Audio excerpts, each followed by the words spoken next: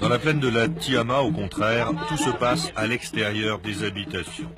La veille du mariage, les hommes ont construit un vaste auvent à la sortie du village pour accueillir les invités. Et le jour du mariage, dès 10 heures du matin, ceux-ci arrivent de tous les horizons, à pied, à dos d'âne, en voiture. Ici, il s'agit d'un grand mariage, la famille est aisée, les récoltes ont été suffisantes et la vente de bétail satisfaisante. Du côté masculin, plus de 300 personnes vont arriver. Et pour des cérémonies de ce type, la famille qui paye les festivités fera tout ce qui est en son pouvoir pour que ce soit véritablement un grand mariage. Un mariage où les invités seront reçus dignement.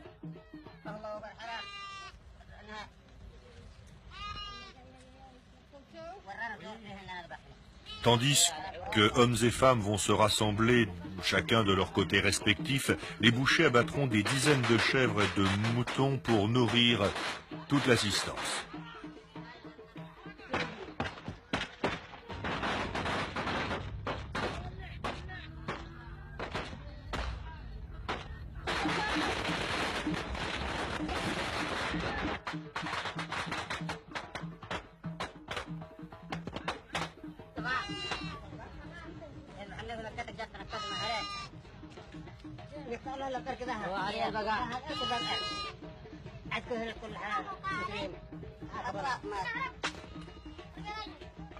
Image difficile à soutenir que celle de l'égorgement du mouton.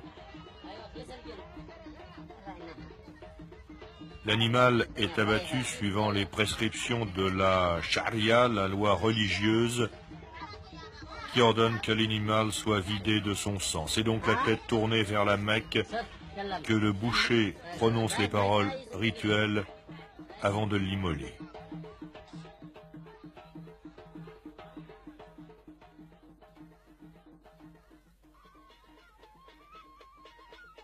Et en attendant que la totalité des invités soit arrivée, les danses vont s'organiser.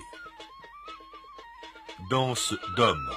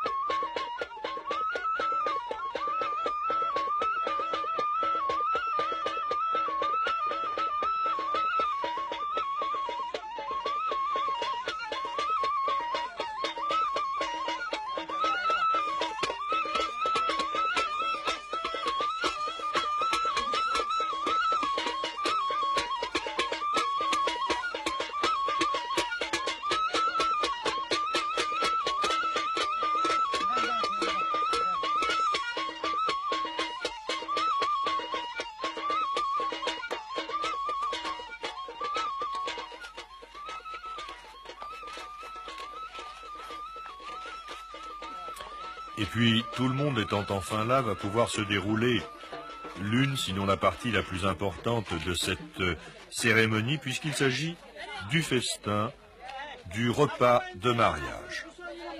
En raison du nombre extrêmement important des gens qui composent cette assistance, il faudra faire plusieurs services. Et après les ablutions d'usage, les mains droites vont se tendre.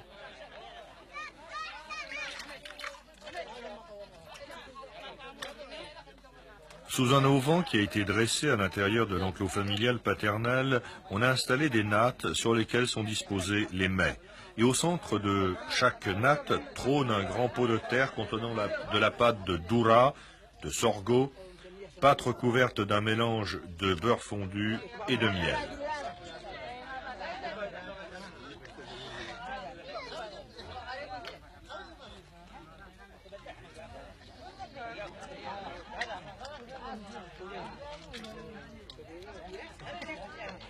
À côté, des piles de pain et des morceaux de mouton cuits au four, enrobés dans des tiges de feuilles de bananier, et autour d'un vaste plat de riz ont été disposés les morceaux de choix, le cœur, le foie et les rognons grillés.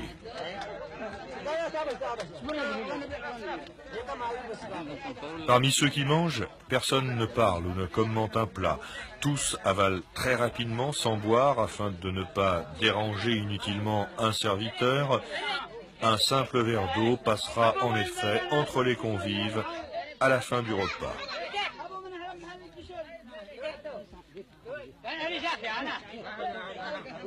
Dans un festin, dans un repas de mariage comme celui-ci, aussi bien d'ailleurs que dans un repas ordinaire, en moins de 20 minutes, tout est terminé et les convives se lèvent pour laisser la place au suivant.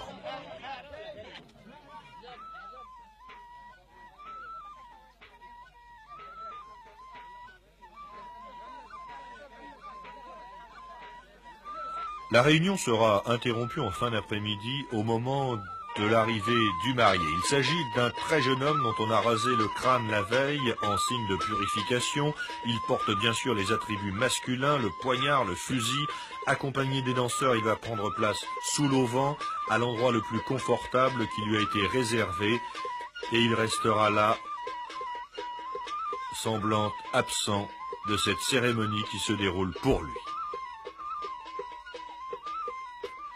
Mais pendant ce temps, que se passe-t-il donc au village de la mariée?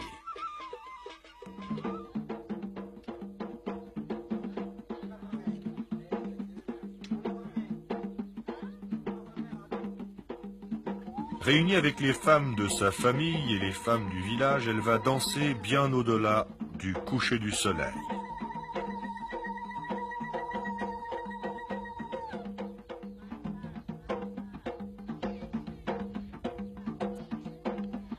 Les femmes et les jeunes filles portent des décorations sur les mains, sur les bras, sur le cou, décorations faites à l'aide du ridab, une teinture noire à base de sel d'antimoine.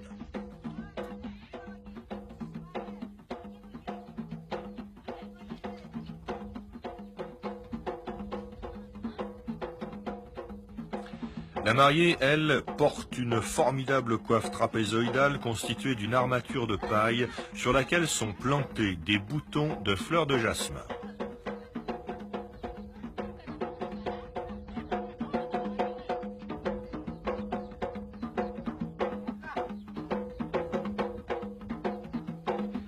À l'issue de ces danses, le groupe des femmes escortant la mariée, juchée pour la circonstance sur un chameau, rejoindra le village du marié où celui-ci accueillera son épouse dans sa demeure. Tout sera terminé, il sera alors aux alentours de 11h30, minuit.